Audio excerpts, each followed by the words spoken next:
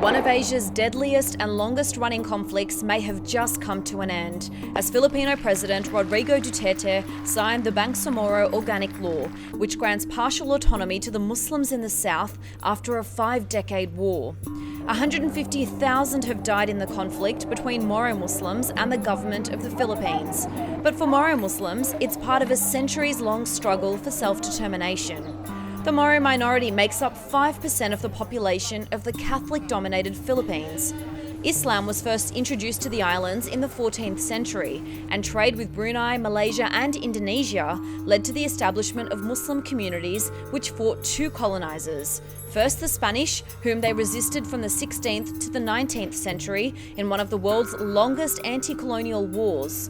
Then the US annexed the Philippines, including the Moro areas of Mindanao and Sulu. When the nation gained independence in 1946, it included the territories inhabited by the Moro people. In the late 1960s, the conflict between Moro and Christian communities escalated and peaked in the mid-1970s.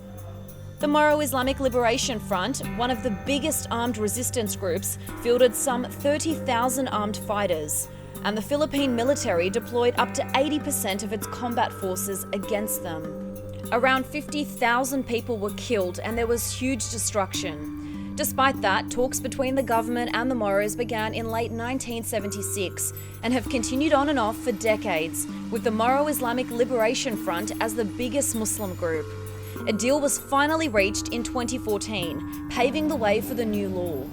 So government found it more important to have peace with the MNF instead of spending billions of pesos in the purchase of weapons and ammunition, because to them, the war in Mindanao cannot be won by either side.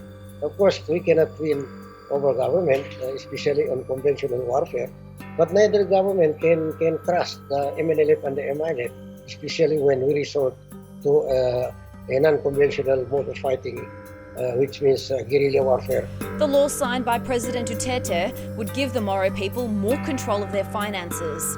75% of the regional internal revenue collection would go to the Bangsamoro and 25% to the central government.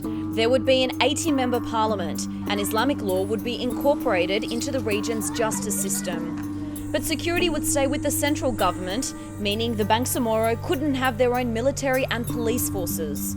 The Moro Islamic Liberation Front would have to disband its army. Now people living in the areas of Mindanao covered by the agreement will get to vote on it in a referendum before the end of 2018. It could mean peace for a turbulent region, but would also not be the first agreement to fail.